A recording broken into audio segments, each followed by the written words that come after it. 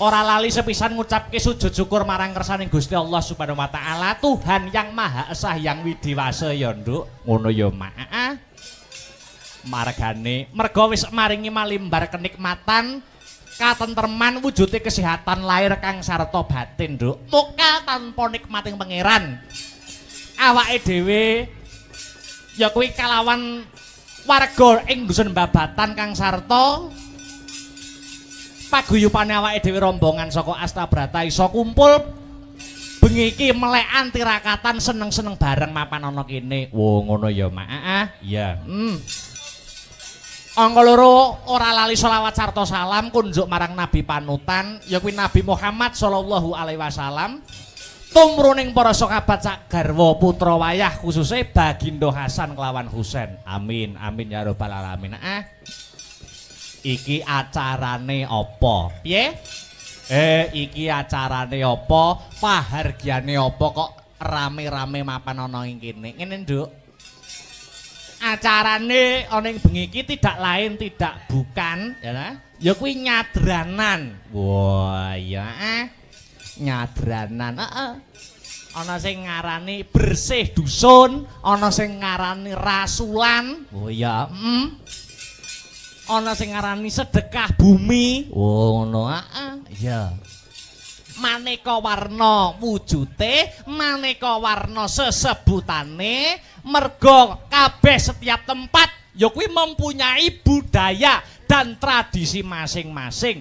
Ning ya toh intine ki padha ya kuwi apa? Ngunjukake rasa syukur marang Gusti Allah Subhanahu wa taala. Wo ngono. Merga wis maringi nikmat sempat ya kuwi wujude kesehatan lahir batin, ya desane diparingi ayem, diparingi tentrem. Oh ngono. Sing kerja nyambut dadi tani, tandurane lancar, panene apik. Oh ngono.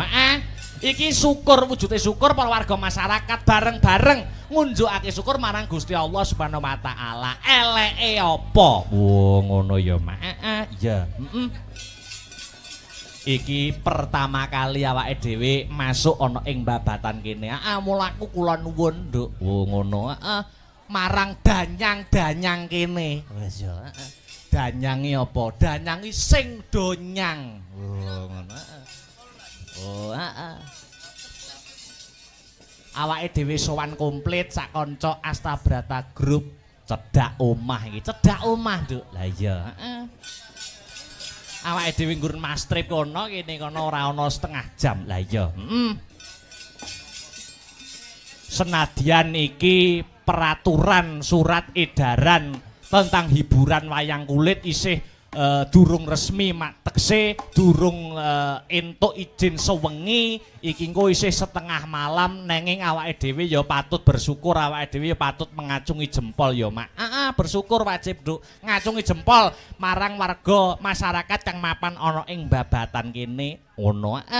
Masalahe di tengah-tengah iki urung antuk keputusan izin ya tentang hiburan sing seperti sedia kala. Ning awake dhewe warga Babatan khususnya isih diparingi kesempatan nggo nglanjutke tradisi, ya kuwi tradisi nyadranan. Wo ngono. Mergo tahun-tahun yang lalu ya kuwi terhalang penyakit pagebluk COVID-19 atau corona. Wah, ngono. Sithik mboko sithik, step by step, Nduk. Ora masalah, ora masalah. Wah, iya. Iya, Mak. Nanging ngambak iki mengko ora sewengi, ambak awake dhewe uga lagi pertama kali ngambak ing dusun Babatan kene. Nanging tak akoni antusias perwarga masyarakat kang mapan ning Babatan kene patut diacungi jempol kok, Nduk. Ngono ya, Mak. Penontone kebak luar biasa, hebat wiwit sore mau. Wah, ngono. Iki membuktikan membuktikan bahwa penonton khususnya ning Babatan ki ora mung penonton hiburan, ora mung penonton wayang, ning uga pengamat wayang. Oh iya, iya ya, Mak. Iya. Sanggite dirungokke, sabete digatekke. Heeh. Dadi apa-apa ki mangan, Nduk. Lah iya, muga-muga awake dhewe ana ing taun-taun ke depan iki tetep bisa nyambung tali silaturahmi, tali paseduluran karo para warga masyarakat kang mapan ana ing dusun Babatan kene. Amin amin Nduk, amin ya rabbal alamin. Heeh. Wah, luar biasa. Matur nuwun dumateng para panitia sumrambahipun para warga kang mapan wonten ing Babatan dene wis maringi kapitayan kepercayaan kanggo awake dhewe sakanca ketiban sampur gelar-kelir gantung gong mapan ana ing kene. Oh ngono ya, Mak. Khususe matur nuwun marang ya kuwi Bapak Marwan. Oh ngono Mbah Marwan. Iki sing request lakon. Oh iya. Uga Pak Satino. Oh iya. Luar biasa. Lan sedaya panitia ingkang boten saged kula sebataken setunggal mbaka setunggal intinipun kula matur nuwun. Amin amin ya rabbal alamin. Luar biasa Nduk. Heeh. Nek ngajeni seniman para warga masyarakat khususnya para panitia iki hebat tenan kok Nduk. Ngono ya Mak. Aku sak rombongan lagi teko, wah suguhane banyu mili. Suguhane banyu mili, suguhan metu. Ya ingkung, soto, ya. Banyu mili Nduk, bareng aku ning guri, bareng aku ning jeding. Lah kok jedinge ora enek ciduke. Ya. Lah terus tak celupne ngono ya Mas ya. Ya.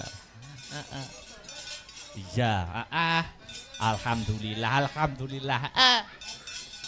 Luar biasa, luar biasa.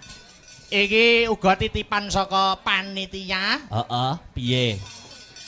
Iki mau ora ana sambutan, ora ana kata sepatah kata dua patah kata mergo menghemat waktu, mergo ora sengi. Ya, mula saka panitia aku mewakili, aku dikon ngandharake, aku dikon menggarisbawahi bahwa pagelaran malam hari ini panitia mengucapkan terima kasih kepada seluruh warga masyarakat kang mapan ana ing dusun Babatan. Awet sengkut gumergut gotong royonge. Wo ngono urunan ya ta? Perjo bareng ya nglumpuk bareng. Oh iya, iya ya didongake ana ing acara kene nyadran kene didongakne nduk nok anakku limbuk muga-muga bubar rampung acara nyadranan ana ing Babatan kene muga-muga Babatan kene dadiya ya dusun sing baldatun thayyibatun warapun ghafur ayem tentrem gemah ripah karta tata raharja murah sandang kelawan pangan adoh saka bencana alam para warga masyarakate pinyaringan rejeki ingkang kathah melimpah tur kebak marang barokah Allahumma amin. Wah ya wah luar biasa iki bersih dusun nyadranan kang mapan ana ing Babatan kene iki menggambarkan nasionalisme, nek ku ngarani siji nasionalisme, loro gotong royong. Kok iso biyung ngandhakake kaya ngono? Mergo apa? Mergo bersih dusune Babatan ki bareng ya kuwi kang mapan ana ing bulan Juni iki bulane Bung Karno. Oh ngono. Dadi adanya bersih desa ki semangat nasionalisme. Wah ya beda agama ora aja nganti padu, beda panemu aja nganti satru. Wah iya, beda pilihan aja nganti gontok-gontokan. Iya Mak, iya ngestokake dawuhmu. Iki ngepasi bulan Juni bulane Bung Karno, ya toh? Heeh, dadi temane nasionalisme. Ana ing bersih desa kene, bersih dusun kene. Sadurunge ngunggahke sang bintang tamu, ngaturke sak tembang sing mares sing gumiak. Kanggo membangkitkan jiwa-jiwa nasionalisme, patriotisme. Apa kuwi 4 pilar. Wah iya, pelok-pelok, ya kuwi 4 pilar. Ya kuwi Pancasila, Bhinneka Tunggal Ika, NKRI karo Undang-Undang Dasar 1945. Bukane, buka bonang. Oh iya, oh ya anggitane almarhum Maestro Pedalangan Ki Haji Mantep Sudarsono. Wah iya 4 pilar. Monggo dadoske kanggo membangkitkan rasa nasionalisme warga dusun Babatan. Monggo dados. Yo.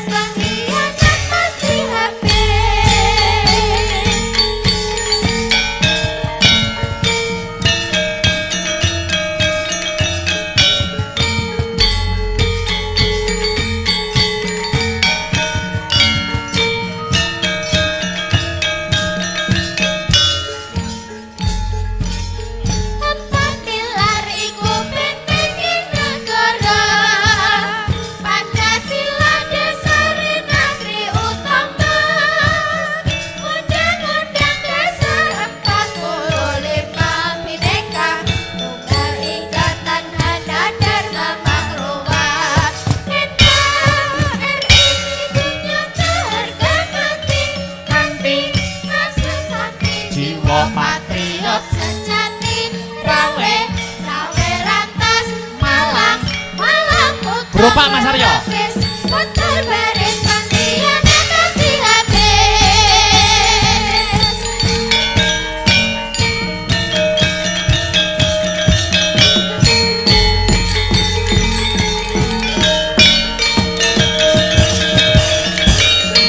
Empat pilar wis katur.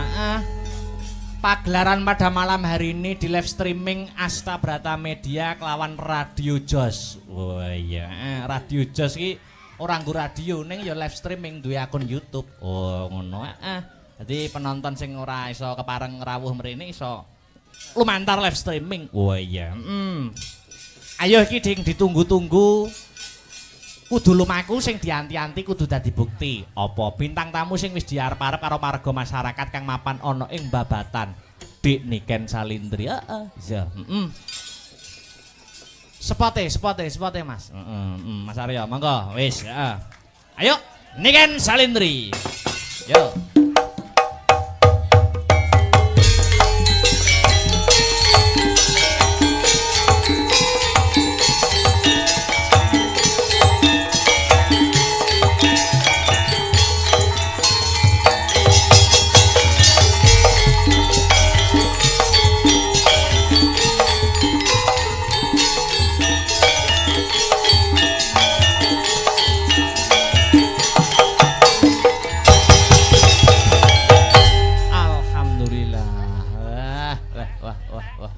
Miki dipegang, Dik.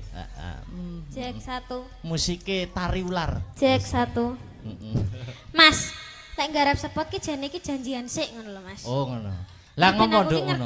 Ben ngerti mandeke ngono lho, Mas. Oh. Nggih niki saderengipun nggih sugeng dalu Mbak Cange. Wilujeng dalu Dik Niken Salindri. Alhamdulillah pripun pawartosipun? Pripun kabare, pripun pawartosipun? Alhamdulillah, sae Mas. Panjenengan pripun Mas? Alhamdulillah dongamu ya sehat wilujeng kebagas warasan. Nggih alhamdulillah saged kepanggih malih nggih Mas teng desa Babatan. Kecamatane Nganjuk. Kecamatan Nganjuk nggih. Warung Otok nggih Mas. Warung Otok nggih? Betul, Warung Otok. Nggih, Warung Otok Nganjuk. Nggih. Wah, luar biasa malam hari ini, malam yang ditunggu-tunggu, malam yang dinanti-nanti. Suasana penontonnya gimana? Suasanane tumplek-blek Mas. Wah, bakul-bakul do rame alhamdulillah.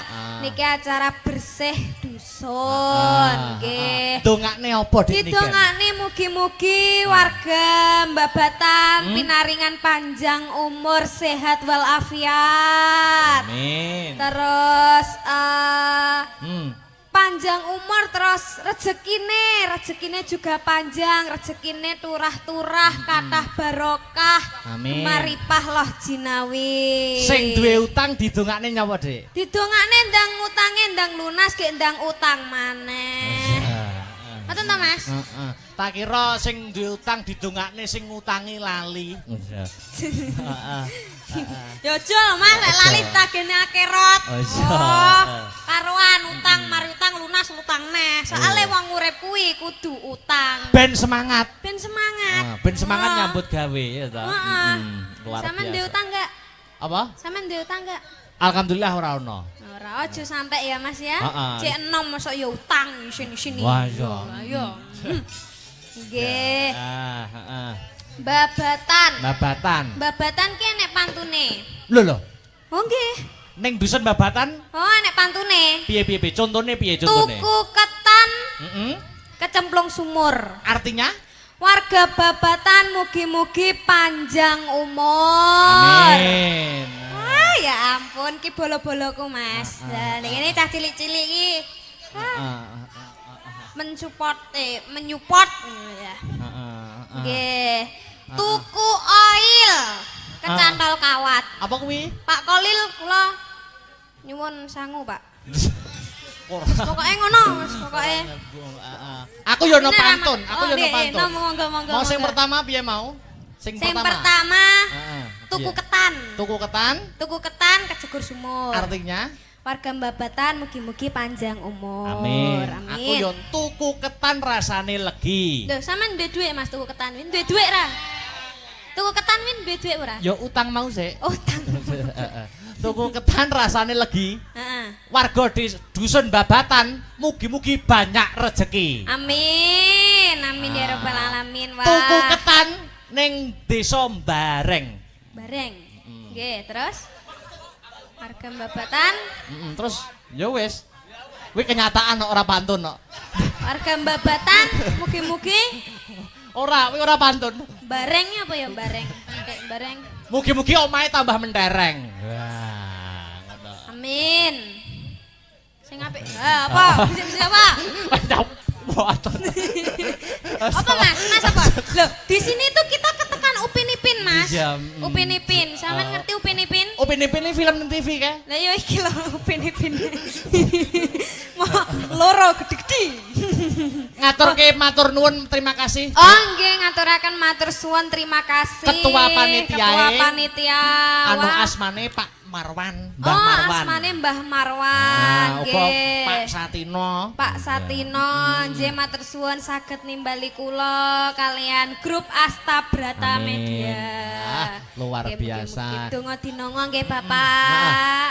Amin. Ah. Iki ngene Dik Niken. Nggih, pripun, Gandeng Mas? mau gak ana sambutane, ha ta? Nggih. Iki paling afdol nek Pak Marwan dan Nggih. Pak Satino ora ketang sepatah dua patah kata diaturi Minggah. wonten Oh, pepangungan. nggih, nggih, nggih. Iya.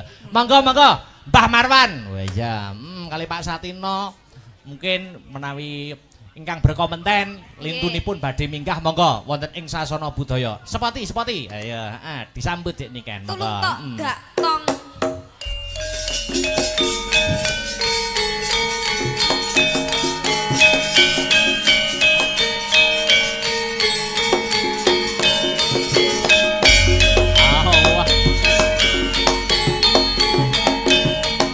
Monggo Bapak, pergi Pak.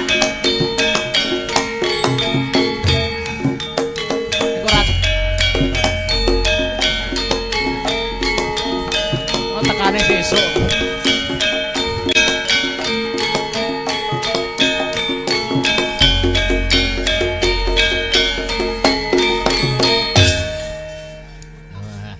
Alhamdulillah.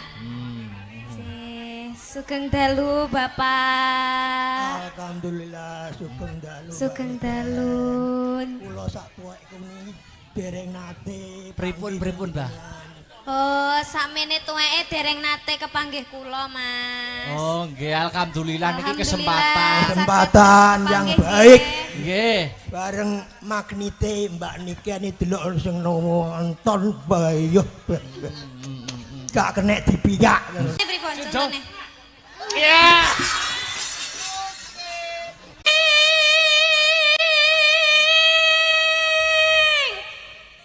Mbak Marwan iki dadi nggih. Dadi. Dadi.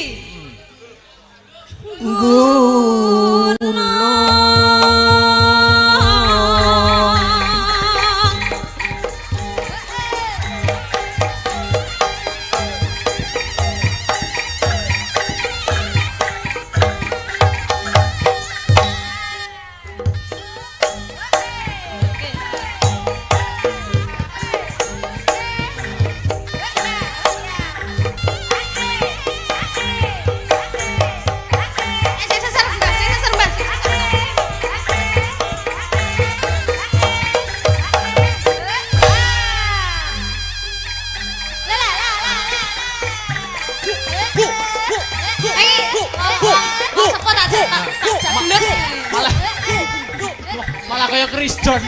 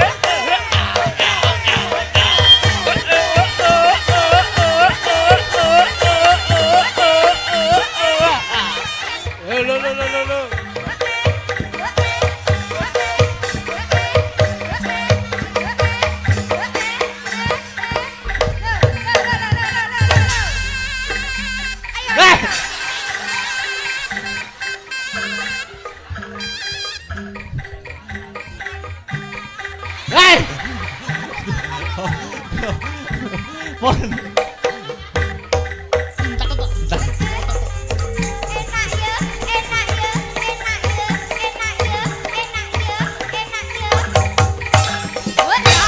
Cukup. Alhamdulillah. Ah. Alhamdulillah. Wis. Oh. Nah, lah kok Dadi, menggeh, Mbah, dadi, Mbah. Wong lagi pisane kok wis menggeh.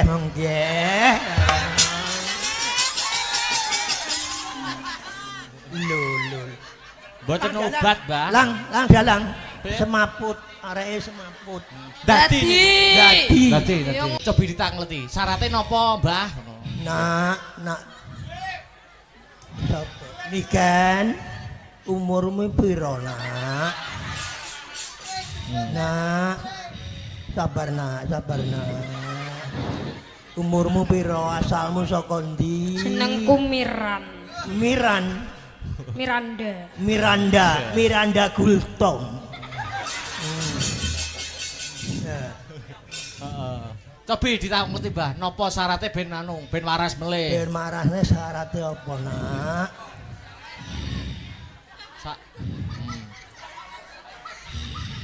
Ambekan sing dawa, Nak. Biasane jaranan iki kembang wis ora usum. Oh, Usume Menyan ya wis ora usum. usum. Saiki demit iki usume bayar utang. Bayar utang. Jadi lek wis ngono ceritane, aku ora njaluk apa-apa. Jaluke gambar abang. Sitok ya. Nak ya. Mbahku ora kagungan sitok ya, Nak ya. Sembarang. Sik tak jukukno dompetku. Dompetku ya mek sitok tok ya, Nak. Sitok ning ndi?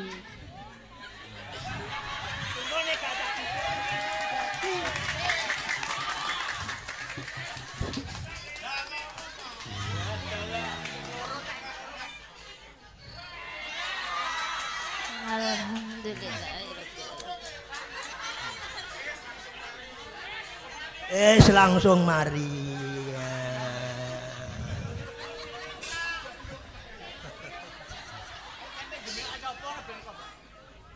Wah, nah niku lagi iki. Lah niki. Anu dalang mata kaji, mata kaji. Hati goyang, goyang, hati goyang, goyang, hati goyang, goyang, hati goyang, goyang. Tak, geduk, con. Wes. Caping gunung saiki timeng bawane wis karek Langgame. Oke. Kok terus dindangdutno. Siap. Ya. Niku mengke rencanane ndangdutane niku njaran apa mboten? Kersane ndadi ngono. Enggak usah. Ora usah. Kok nek ndadi aku engko 1 seneh repot. Oh, ngoten. Yo, nggih. Engko 1 seneh repot kan yo. Nggih kersane rata ngoten. Kersane rata. Kalau yang ti yang kono kae. Walah. Kono kae. Oh, yang ti. Oh, nggih, Uti. Ya ampun, Uti. Cantik era. Iya. Do cantik aku po yo gelem. Ngoten. Lah ngono to, cantik elek yo ngopeni. Aja. Cantik elek yo ngeragati. Ya. Cantik setia. Nggih to, nganu Mbah napa Pak napa Mas? Om. Terserah. Umurmu piro? Kula tasih 13 tahun. Mosok. Nggih. Tenan iku. Nggih. Ya. Lah pinten? 31 pun. Ya 31, 13 ya padha ae pernah putu nek karo aku. Pernah putu. Putu. Oh, dadi kula putune jenengan. Alhamdulillah. Nggih, alhamdulillah. Biasane lek putu niku disangoni. Ya nek carane ngene iki ndramus aku ya.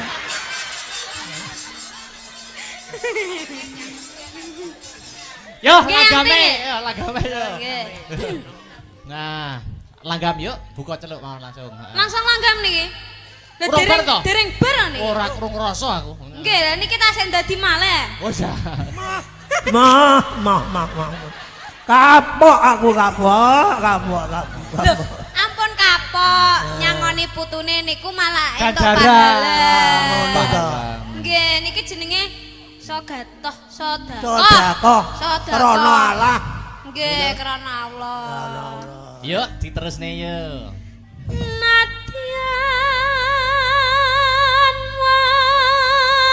wadon saremi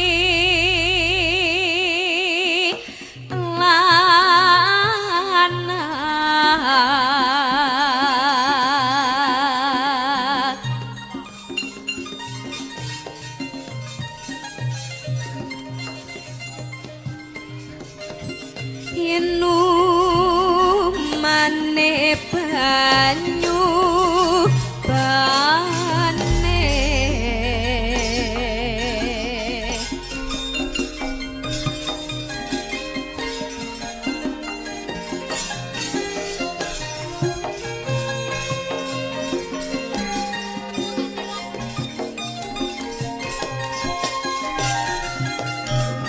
Kalem-kalem bayon, Nduk.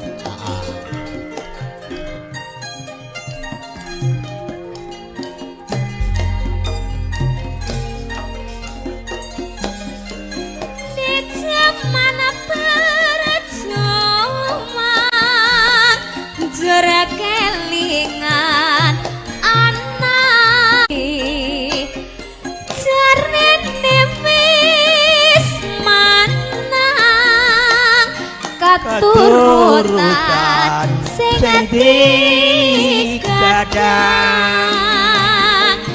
biyen ninggal janji ning saiki apa lali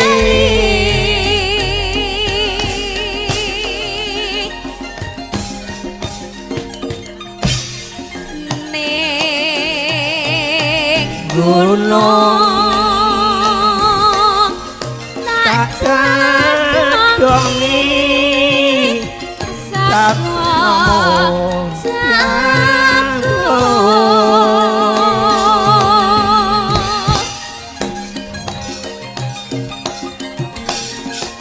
yen mendung tak sini samping gunung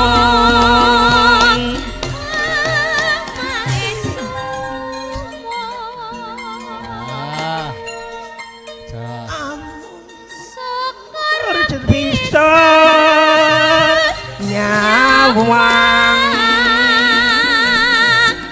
gunung desa dadi natsun Dangdutnya Mas Aryo. dene ora hilang dene padha lara lopo asta brata ayo mbak joget mbak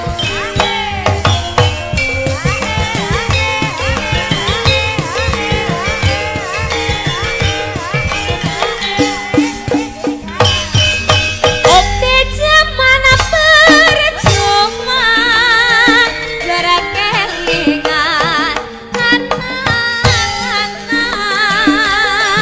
biyen tak opete saiki kono ngerti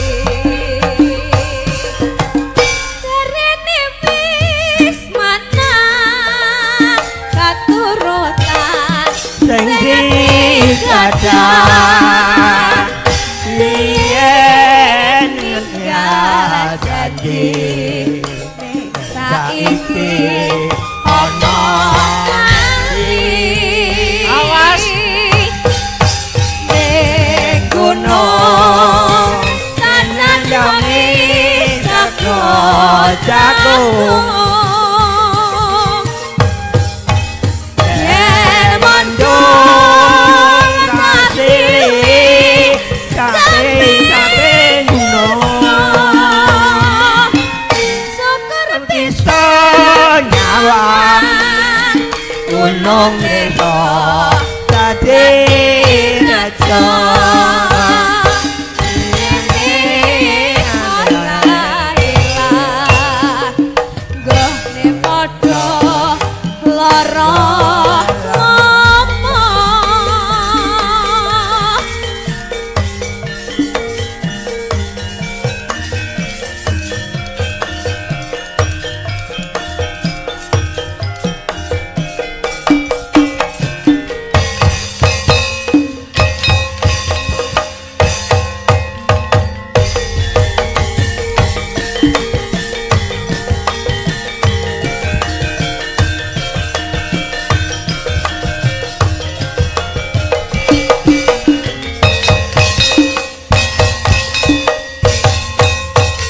Ciro lupat. Oke. Nyuwun sewu Pak Lurah Werngotok ngenten nggih.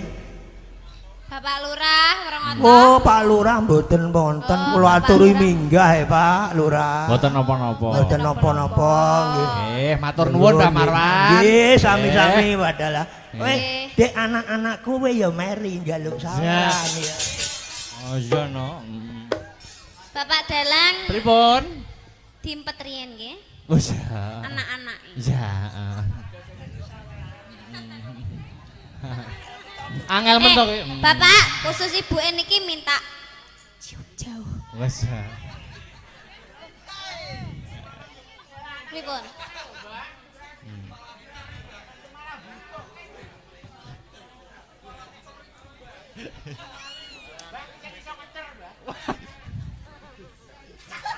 Cium jauh nah, cium jauh, cium jauh. Uti ampun marah nggih. Loh, Sendale sing pundi? Sandale Mbah, hati-hati Mbah. Ayo. Oh, sendale kayak. Loh, mboten supe dalane, Pak. Oh, nggih, monggo. Kula terken apa pripun? Oh, nggih, sehat-sehat nggih, Bapak. Nggih, nyuwun pangestune. Atos-atos, Pak. Nggih, alon Pak, alon. Mas aja mbok sekei spotan digoyang-goyang kok wonge mandek kon dalan. Iya. Nah. Wis ya. Atos-atos Mbah. Nggih, kalem mawon, kalem malem nggih, kalem. Nggih, Pak, awas. Ya Allah. Aku lek musa wong apa jenenge wong tuwek ki. Luar biasa semangate Mbah Marwan dik niken. Wah, luar biasa. Tasik gembira rian tasik. Luar biasa. Aku tak selingi maca surat ya, Dik. Nggih, monggo Mas. Iki sugeng dalu Pak Dalang niki saking Bu Warsi. Wajah. Nyuwun gending setunggal podang kuning, 2 lali janjine, 3 rengu. Matur nuwun Pak Dalang. Nah, ada lagi iki. Nyuwun gending saking Bapak Muroto RT 7. Nyuwun podang kuning, tembang kangen, lali janjine. Nah. Niki pon jenengan milih sing pundi? Salah satu mengke tak kancani kok Sinden Astabrata. Milih sing pundi? Apa? Aku ki jane ada unek-unek yang aku sampaikan, Mas. Wah, iki. Apakah unek-uneknya? Lagune ki kesenenganku lagune jane. Oh, Aku ki pengen nyanyi, Mas. Oh, iya, no. Keinginan-nganane iki aku pengen nyanyi. Nyanyi no wajibe Sinden ki nyanyi kok. Nah, tapi aku pengennya duet. Duet apa? Duet ambek sampean.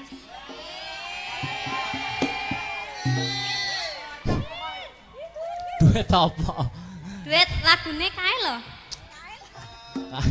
Alah sing tak WA kae lho. Iso ngono. Ceblok. Anu wis. Cokro kembang. Aja sing angel-angel aja. Peh, lali aku. Lali lirike. Sampeyan buka lirike. Aja lali aku. Liyane wae. Liyane apa? Kadung aku mau ngapalne kuwe ah. Walah wis Sinden hebat kok. Liyane apa ya? Apa? Sing langgam. Dewa Tresna lho Rasmara apa?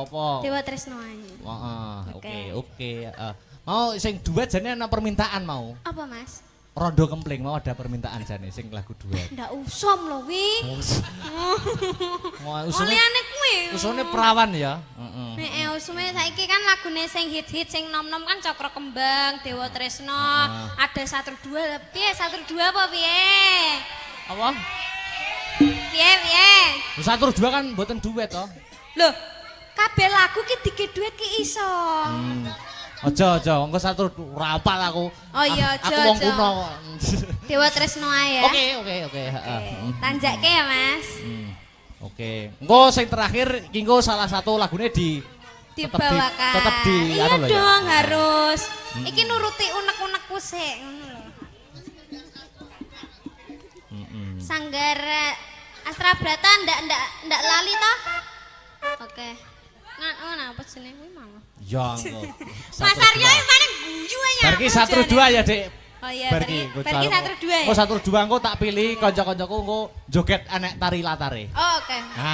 Lek iso Jopin Ipin iki Mas. Ora. Mutar. Oh Mas Bubuy. Iki wis ning atine terancam mesti ya. Wis ana sing terancam wis. Nyapa aku melok ki meng. Ayo Dewa Tresna. Monggo.